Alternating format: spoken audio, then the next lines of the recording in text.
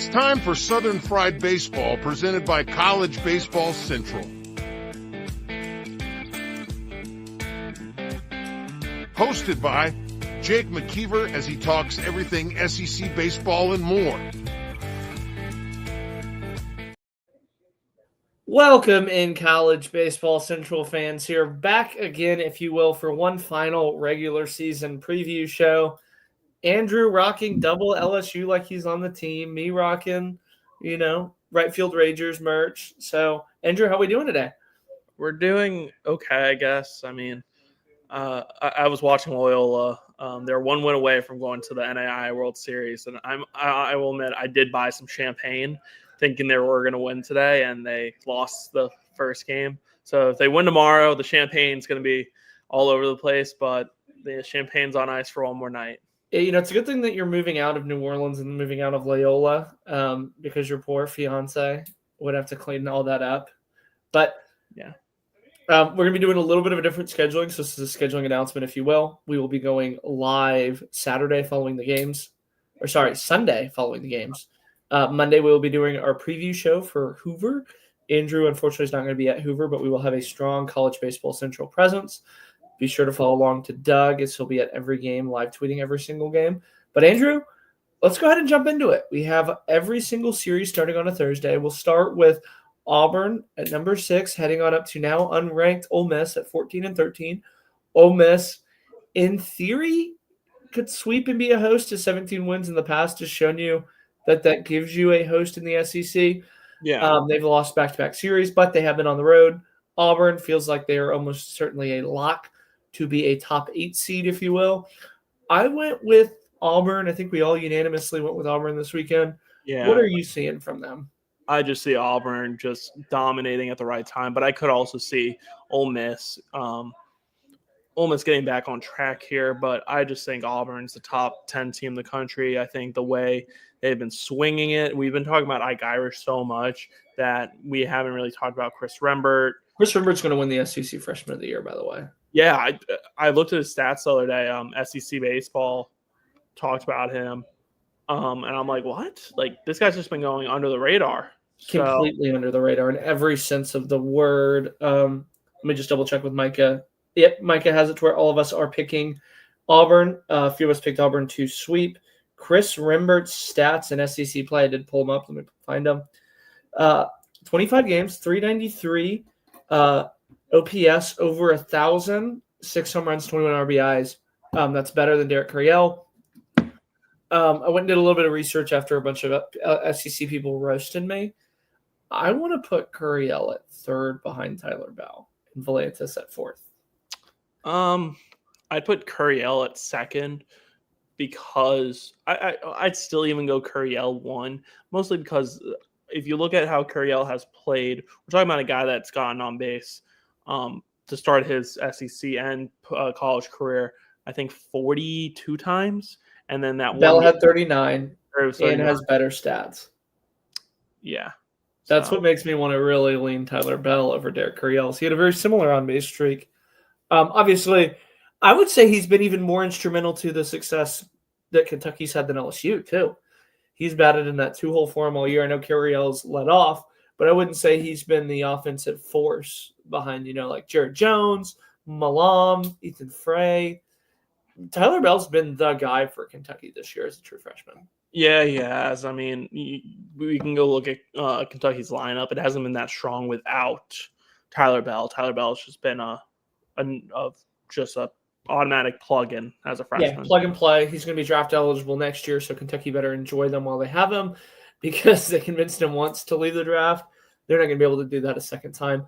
Yeah. I really have Auburn taking this series. I think that they use the pitching. They get it set up a little bit. They didn't change their rotation at all. They just moved it up a day, which I thought was pretty interesting. Yeah, I mean, we see a lot of teams. To be honest, I haven't even really looked at any rotations yet. I was really hoping that the SEC would release them. Auburn, they've all released them on individual team pages. I have Auburn's. They are Cam Tilley on Thursday, Sam Dutton on Friday, Clayton Chatterton on Saturday. So I guess they did beat up Cam Tilley in a way, but they've also had him be the Friday night guy before.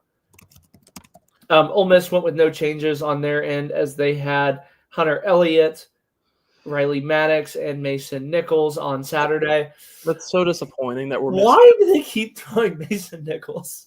That's so disappointing that they don't. There's no hate to Mason Nichols, by the way. No, it's disappointing for two things. One, we're not going to get Hunter Elliott against Samuel Dutton, which I was about to say, like this is going to be like one of the most underrated pitching matchups of the whole SEC season.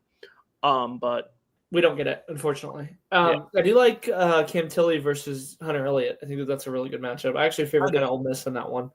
Yeah, I think Ole Miss will take tomorrow, and then it'll kind of be a gentleman's sweep with Dutton and Chatterton getting it done. Yes, Friday. It's going to be which Chatterton do we see, though? Do we see, the midweek warrior that's worked himself back into the SEC, or do we see the Clayton Chatterton that can't get a single out at Kentucky? I think Butch Johnson's kind of figured it out that you can have him go 3 or 4 innings and then have the rest of your bullpen and your offense just kind of annihilate on Sunday pitching. Yeah, let them go through the lineup a singular time, and then from there, that's where they kind of get rolling.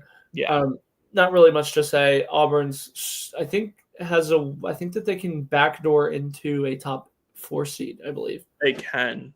Yes. Arkansas sits above them. Texas has clinched above them at 20 wins. They sit tied with Vanderbilt and Georgia. So one of those teams will be odd man out, which is a great segue. As we mentioned, Tyler Bell. Kentucky at 29 and 2013 and 14 in the SEC will head to Vanderbilt to take on the 16 and 11 Vanderbilt Commodores. They sit at 9th in the country. All of us picked Vanderbilt to get that one, but Kentucky only needs a singular SEC win, I think, to clinch a tournament. Vanderbilt needs a singular SEC win, if you will, to clinch their hosting one. I think a series victory clinches it for them. This might be one of those ones where teams kind of get a little bit weird because either of them don't really care about it. Yeah, I mean, which feels weird to say. I know that every coach is going to say, oh, yeah, we care about every game. But this feels like one of those ones where they'll experiment a little more. They'll have pitchers go out there. They'll, tinker with the lineup, if you will. That's what I think I kind of see from these two teams. Yeah, I think we're going to see a lot of active rosters this week. On that 30-man active roster this week, we're going to see a lot of teams carry much more pitchers. I talked to a couple head coaches today that did mention to me, say, hey, yeah, we are going to carry a little bit more extra pitching to figure out our pitching going into tournaments. So I wouldn't be shocked if we see guys like J.D. Thompson, Ben Cleaver, especially Ben Cleaver and Nick McKay, since they are the back half of that Kentucky starting rotation. I wouldn't be surprised if we see them. Do you think they speed up one of them? I think they'll speed up Cleaver, especially since it's single elimination now for the SEC tournament. I wouldn't be surprised if they, unless Mingione has a lot of confidence in Harris for a game 1 start. So we don't have Kentucky's rotation as of yet. Vanderbilt is going Austin Nye on Thursday, J.D. Thompson and Cody Bowker on Friday and Saturday. This is probably going to be the first time all season that Kentucky really hasn't had the advantage on Saturday and Sunday, I would say. I have their rotation. It's the same. It's Harris, McKay, and Cleaver. Yeah, Cody Bowker, Ben Cleaver, I think is very underrated Sunday matchup. It might be the premier Sunday matchup, I might add. J.D. Thompson's been absolutely rolling. I can be honest with you. I thought about flipping this one to Kentucky because this feels like the highest of highs and the lowest of lows for Kentucky, where they had a really dominant win over Tennessee. They kind of say, we run this state, that kind of stuff. And then you see it really kind of fall off and take a step back where they kind of get a little bit humble. Kentucky obviously has a victim of it as well, as they went and swept a very talented Oklahoma team. Yes. Probably was looking a little bit ahead. It's going to be an interesting one. It's going to be who falls back, who really cares about this more. I think Tim Corbin, though, needs to be talked about in the SEC Coach of the Year discussion. I don't think he should win it, but I think he should definitely be top 4. I think he has, very sneaky put himself into this conversation because it feels like every time we look at Vanderbilt's, schedule and, their record, they're 36-16. I think that's, a very underrated 36. We always pick against them, too. I'd be curious to see what their record is when one of us – that's what always kind of jumps out to me is how they kind of go about that. Yeah. I feel like, I picked against them against Auburn. I picked against them last weekend. Unfortunately, that's the thing that really jumps out to me is they really are kind of slept on, which is very odd to say for a Vanderbilt team, if you will. Yeah, I mean, I'm looking at the front half of their schedule right now, where they did drop games to USC and UConn. Both teams started off very slow, and I remember sitting here with you, one of our first shows together. Like, I don't trust this Vanderbilt team, and then they got it going. They took care of business against Xavier. They lose that first series to Auburn. They come back, sweep A&M, and then obviously get swept against Arkansas. But then they just took care of business ever since. Yeah, JD Thompson's been a bona fide ace. I think he's kind of worked himself into they have the Hall of the Very Good, the Hall of the Very Good pitcher, if you will. I know that sounds kind of weird to say, but he's kind of in that 5 to 10 range in the SEC, which isn't going to win him any awards by any stretch of the imagination, but it's been a really talented thing, and I think he's earned himself a ton of money in the MLB draft that's coming up. Yeah, I think he's really worked his way into being a top 20 pick this year. Yeah, he's been really talented. Cody Bowker on Saturday, I think, is another one. Again, I think if they can steal one with Nye on Thursday, if you will. But I think that's the one where it really jumps out to you. We'll move on, though, if you will. The Texas Longhorns will face the Oklahoma Sooners. Old Big 12 folks, old Red River rivalry, if you will. Texas comes in at 20-7, but they are 1-5 in their last 2 series. Oklahoma sits at 13-14. They are going the wrong way as they've lost 4 straight in the SEC. Who do you think figures it out first? Is it Oklahoma or Texas? I think Oklahoma. I really like them coming into this weekend. I think we're seeing Texas pitching trending in the wrong way, and I think we're going to start seeing Oklahoma hitting trend back in the right way this weekend, especially with I know you've mentioned it. It's baseball isn't really that high intensity of a red rivalry game like we've seen in football and basketball. I think it is now because it's in the SEC, and especially it being the last weekend of the series. This is the last weekend for some of these seniors at Oklahoma. This is probably Kyson Witherspoon's final start at Oklahoma unless they find themselves in a hosting spot. So it's a lot of headlines for Oklahoma this weekend, and I think they're gonna really put people on notice. Yeah, it's gonna be one where we plead for the fans to get out there. As it has kind of been an interesting year for OU for fan support wise, as LSU went and took over that stadium. Texas, I heard a lot of people from Texas are going up to that one. From an X's and O's standpoint, the one thing that really jumps out to me, Andrew, is you pull those stats on Team ERA. Texas's ERA in the last month has jumped up half a run. It's not been as dominant of a staff as they've had before. Ruger's had back-to-back bad starts. The last one he was sick, so it'll be interesting if he has 3 straight starts. I don't think it's time to hit the panic button because they have 20 wins in the SEC, so they're going to be hosting. No. I think that you start to lift that button, if you will, though, where if Ruger has a bad start, if Flores doesn't go deep into the 5th, the good news is they've had Thomas Burns step up a good amount. Max Grubbs, he's a top 10 reliever along with Dylan Volantis. I haven't had a chance to use Dylan Volantis. I think that's been the quote-unquote good thing about Texas is that they haven't had to use him. But does it worry you that he hasn't had a freshman moment in a bad way? Every other one, like Huriel going 0 for 5. Yeah. Like Tyler Bell losing his streak. Like Rember. Does it worry you that Volantis hasn't blown a save this year? No. I think he's kind of just rose to the moment this year. I don't think it worries me, but it does worry me a little actually, because we are getting into that back half of the year. Volantis is going to be the guy in a win or go home game. He is going to be that guy on the mound. Yeah, he's been a stud. Our buddy Josh White, who is the SID for Texas, pulled some stats for us. Number 1 in ERA, minimum 25 innings. Number 1 in WHIP, that's walks, hits, innings pitched. Number 1 in saves across all of the SEC. Tied for first in opponent's batting average. His 11 saves are the most by a freshman ever. You want to break some news here? About what? Max Ballou is probable. Yes, Max Ballou is probable. I know that we had been talking about that, about him trending. I think he DHs just so they don't have to waste him in the SEC tournament. I don't think he'll start. I think that they'll maybe pinch hit him. It is a tough matchup and a tall task to come back against Kyson Witherspoon. Yes. Malachi from the left side, by the way.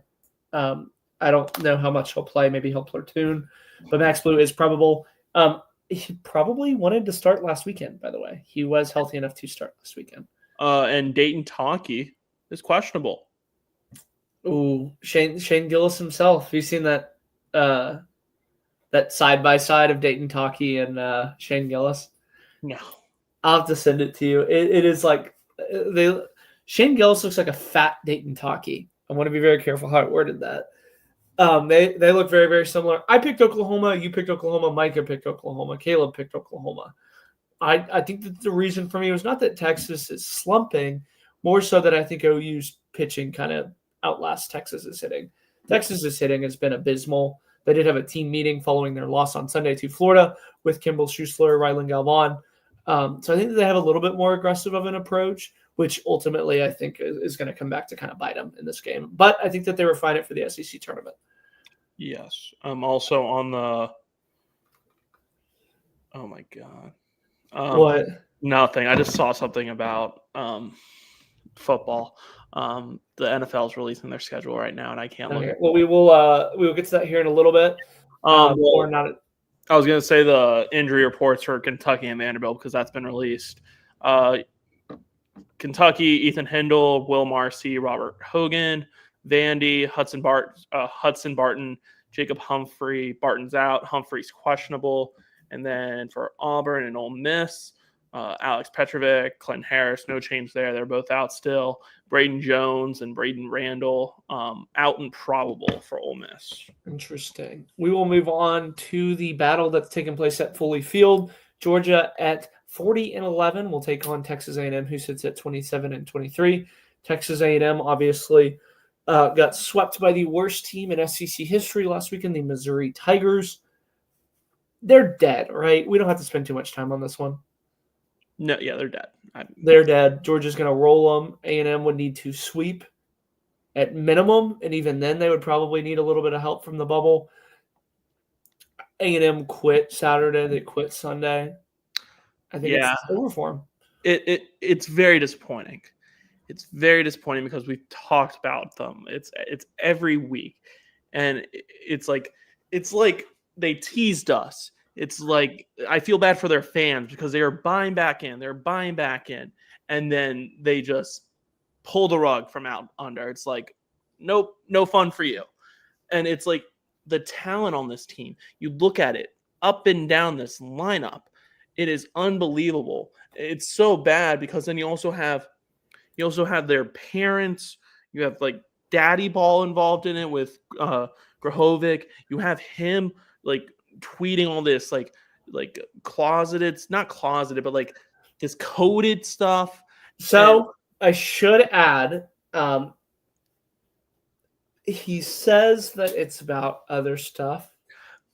But the timing of it, I don't care if it's not or it's like if it's not. He claims, if you will, that it is about other stuff. Whether you choose to believe that is on you. Look, it's Gavin Grahovic. Gavin Grahovic is an adult man. He is like he can make his own decisions. I understand his dad's not making any decisions for him, but when you have parents tweeting out about like just if it just happens to be in the middle of probably their biggest losses, like the biggest series loss in Texas A&M like recent history, like then you gotta like raise a couple red flags. Yes, I mean it's just been I think America's worst soap opera, if you will.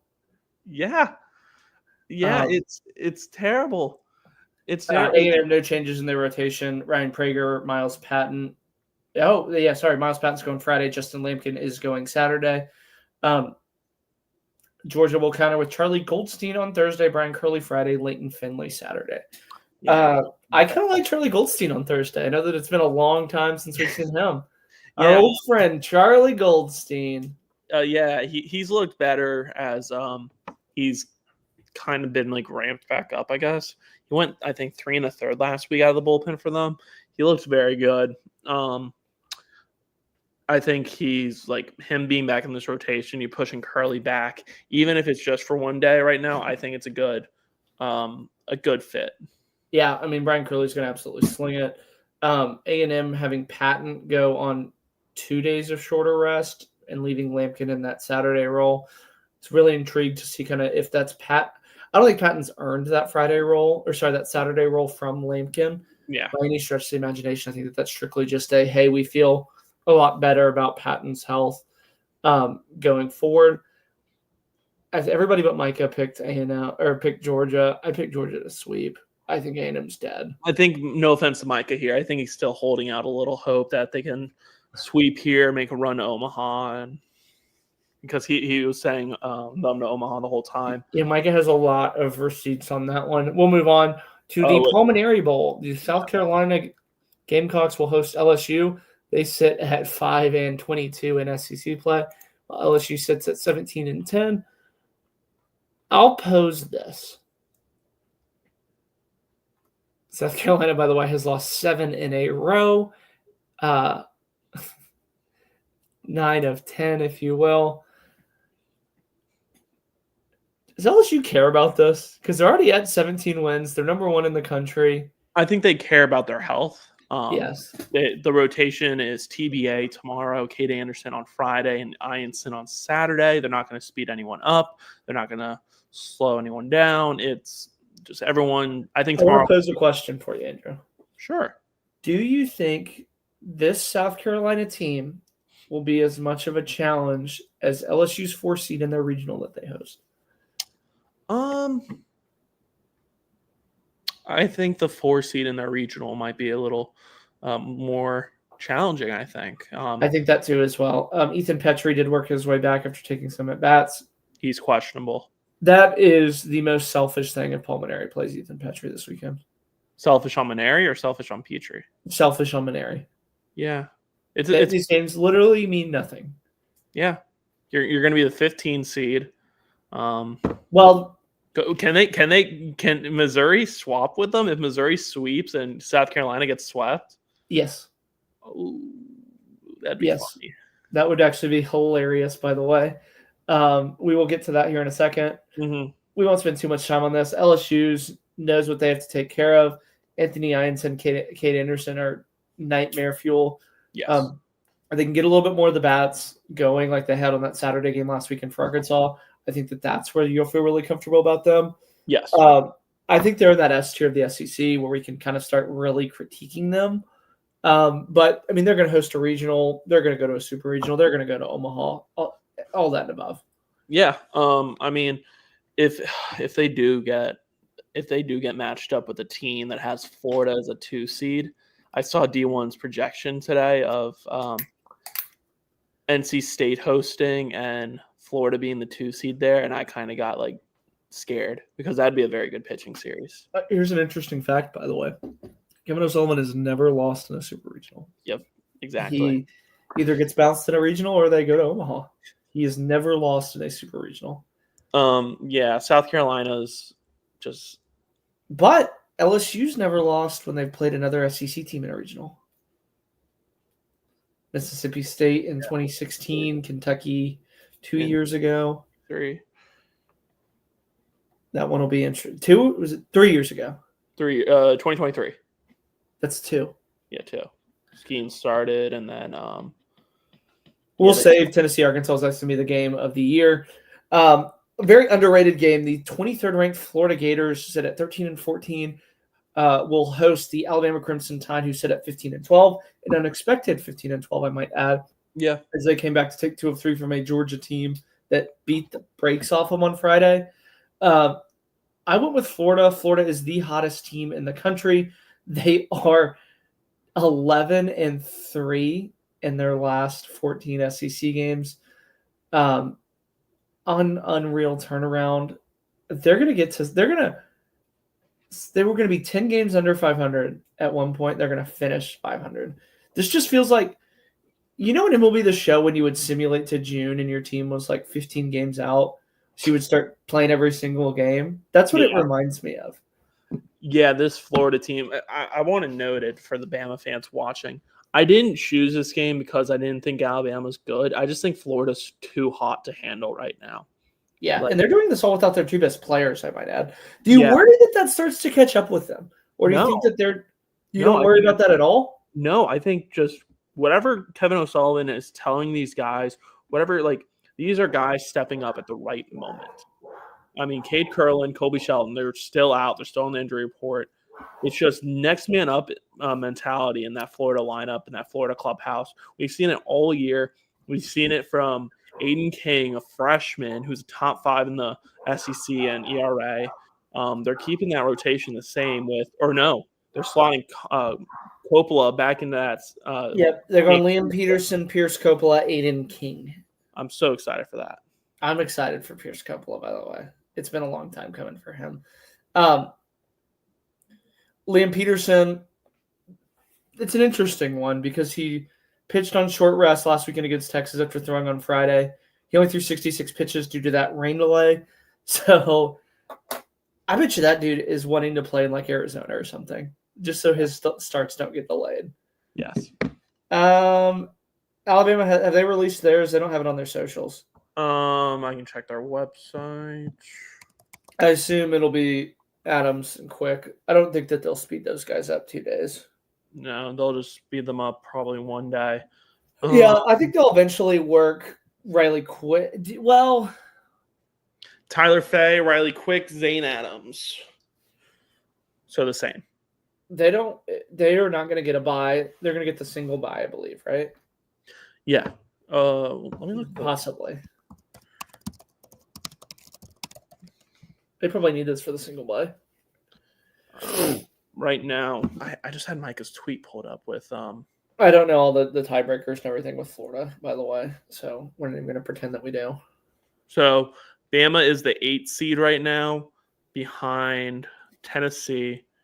They don't own that tiebreaker. They're a game back from Auburn, Georgia, Vanderbilt. They owe the tiebreaker against Georgia. Not Auburn, though. Not Auburn and not Vanderbilt. I don't think they played. I thought they did, but so they're Alabama can go as high as like 2 probably, but they need a lot of stuff to work out for that. But yeah. I don't think that they can get to 2. I think they can get to 3. Yeah. Theoretically, because I don't think. Well, first off, Georgia's not losing to A&M. We don't know the tiebreakers. You can go ask Micah. Go follow Micah about that. Yeah, Micah would know. I have Florida. I know that's weird to say, but Alabama, I feel like they're not dead by any stretch of the imagination. They showed a ton of life against Georgia. I think that this is just a case of getting Florida at the completely wrong time. Yeah, it's just I think that team's very hot right now. They're getting hot at the right time. It's just I would like to say 2 things before we move on. Kevin O'Sullivan should be the coach of the year for the job that he's done riding the ship with Florida, and I think that Gainesville should host a regional. I think they should host a regional just so I can go cover it. Yeah, we are rooting hard for you, Kevin O'Sullivan, to host a regional. They get to 16 wins. I feel like that's going to be good enough. There are some SEC teams in front of them, but do you really want to give it to Tennessee, who's about to lose 5-6? If Arkansas loses, do you really want to give it to them? I mean, it's just a OU, no. Kentucky, no. Vandy, no. Well, Vandy's going to host anyway. Vandy's going to host, yeah. Mississippi State will head up to Columbia, Missouri. Missouri riding that 3-game win streak, if you will. Mississippi State has historically not played very well against Missouri. They sit at 12-15. They need a magical 1 win in SEC play. 2. If you take 2 of 3, I think that would go a long, long way. If you sweep, you're officially in. What are the chances in Missouri in this game? I think they take a game. I think they take a game too. Yeah. I think they win Friday. Off of Pico? Yes. Or is Pico going Friday? They can hit like a good team, by the way. Yeah, they've been hitting much better. I really like how this Missouri team has played as the last 2 weeks. You like that they swapped A&M? Yeah. Not that, but Even the week before, they played Georgia very close. Yes, I should say this. This is a little bit funny. Jackson Lovich, who we've talked all year about how bad they were. Jackson Lovich is like top 10 in the SEC in batting average at 357. Yeah, him. Pierre Seals has like they got guys that have been like quality all year, but it's just their pitching hasn't held up. Their pitching, they've had the injury bug extremely, extremely bad too. Read off their injury report. Is Brock Daniels still out for him? I just had it up. Yeah, I'm pretty sure he is. Availability. Brock Daniels is doubtful. Ooh, I really like Brock Daniels and Jackson Lovich. I think are two legit guys. By the way, I'd like to point that out. Yes. I think one of those is going to get drafted, I believe, this year. Pierre Seals has been a really, really bright spot coming over from Missouri. You and I have talked about him a ton. And then for Mississippi State, they had an emotional weekend against rival Ole Miss. Everybody's kind of starting to buy in a little bit, if you will, around Justin Parker. I got asked this question today, so I'll ask it to you. What are the odds Justin Parker gets the head coaching job for Mississippi State? 0%. That's what I said too as well. He's done a phenomenal job. If somehow South Carolina can figure out how to muster up $5 million to Fio Palmineri, I think they should go hire Justin Parker. Yeah, I think Justin Parker. I think we're going to see Justin Parker land at as a head coach somewhere. Yeah, because this is an interview for other jobs as well. I think he ends up at one of those Sun Belt schools that loses a coach. Houston, if Houston ends up deciding to part ways with Todd Whitting, I think Justin Parker would make a phenomenal fit for the Houston Cougars. Yes. This is not a Houston Cougars podcast, nor should we mention Houston because they're a pretty irrelevant program, but I think that he would be a great fit there. For Mississippi State, can you keep it rolling? Ace Reese has kind of worked himself into the SEC Play of the Year conversation. Yeah, he'll be top like 8 in that conversation. He'll be in the graphic that we make. Yeah. Hunter Hines has been good. Pico Khan's been. He finally had his bad start that we said was going to be coming. So he flushed it. He's got it all out of the way. Lucky for them, Carson Ligon picked up the slack at the end. Evan Sierra was really, really talented for them. I really like Mississippi State, but also every part of me that's a Mississippi State fan and followed them for the better part of 10 years is ready for disappointment. Yeah, we've talked about this as well. It's like, if Missouri comes in 0-24, like watch Mississippi State drop one. They would have been 0-27. Or 0-27. They don't have the pressure now of like, okay, we're not that team that lost the first game. But there is still pressure. Like there's pressure because I think the players are doing it for Justin Parker because they love him so much. This would be the ultimate look ahead though. Yeah. Is, hey, we beat Ole Miss. We're going to go into the tournament. Like, we're feeling really great. And then Jackson Lovich and Brock Daniels drop Truman's nutsack, if you will, on their head. Yeah. That's their mascot, by the way. Andrew and I will be back Sunday with a special edition to recap everything that went down. We will be back Monday to go over the tournament, like I said. Thanks, everybody, for tuning in. Andrew and I will also have a podcast detailing some of the mid-majors that are kicking off this weekend between the Ivy League, Patriot League, and Southland. That will be coming out tomorrow at noon, so be sure to give that a listen. Andrew and I are going to be wearing the same clothes in that one, as we were not going to shower between that show. Once again, thanks, everybody, for tuning in. It's been Jake McKeever with Andrew Rydell, the final regular season preview show of Southern Fried Baseball. Thanks, everybody.